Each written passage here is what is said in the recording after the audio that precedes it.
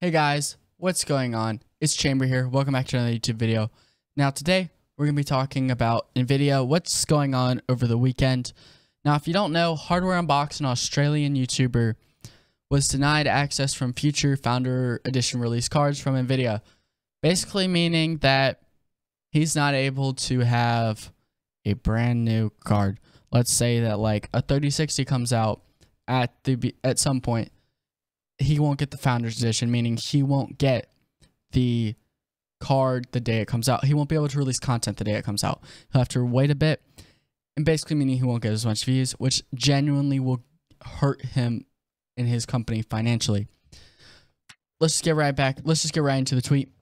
NVIDIA has officially decided to ban us from receiving GeForce Founders Edition GPU review samples. Their reasoning is that they're focusing on rasterization instead of ray tracing, and they should have to revisit it, saying that if they change their views. This is the true email. I know Linus went over this on the WAN show. So ray tracing is important to the future. I agree with that. But at the same time, ray tracing's been around for years. It's been around for like 20 to 30 years. I know like one of the first times this was ever put in was Toy Story, the first Toy Story by Disney. But so they say that DLSS reflex and broadcast offer an immense value to customers. I agree. I'm using part of broadcast. I'm using RTX voice. I'm using reflex. I say reflex, something you should obviously have on all of it. DLSS, I don't use it because I'm not on ray tracing. But if I was, I would use it. And then they don't get free GPUs. We know that. But neither do they. You don't just start a YouTube channel and get free graphics cards. If so, I'd have free graphics cards. And I want free graphics cards. But obviously, you know, they have to work for it. They still have to pay employees to test this stuff. That's what I'm going to say.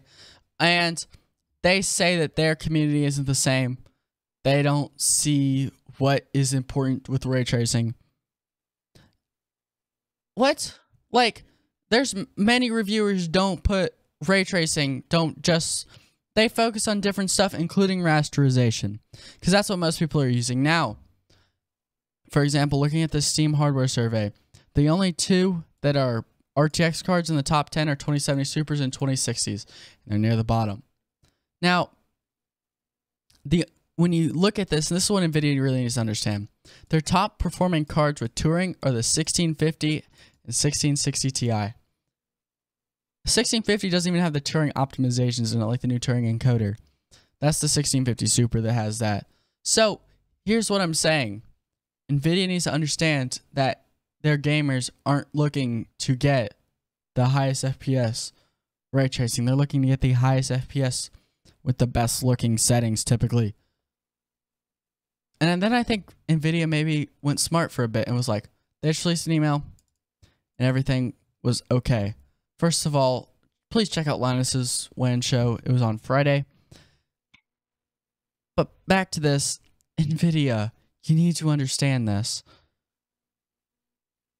Just because you put something in the top of the line card doesn't mean everyone's going to be able to enjoy it. For example, the 2080 Ti at 0.8% was the best ray tracing card.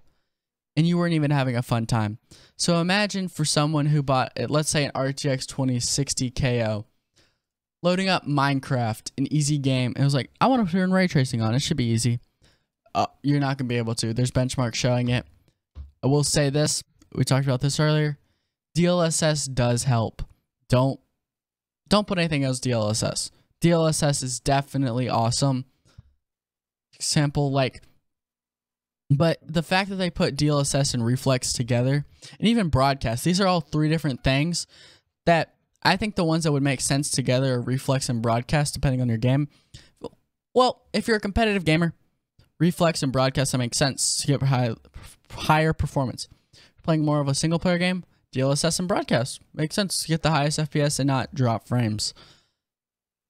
That's all I'm going to say. Now, adding card partners when they're saying that he can work with that also, that has issues because they're not the same. There's obviously going to be some PCB changes typically. That's all I'm going to say. This is a shorter video. Obviously, Is NVIDIA corrupt? It's up to you. You can say whatever you want about different companies. They all have their issues. But I hope you guys have enjoyed. Hit the like button down below. Subscribe if you guys are new. And I'll see you guys later. Bye, guys.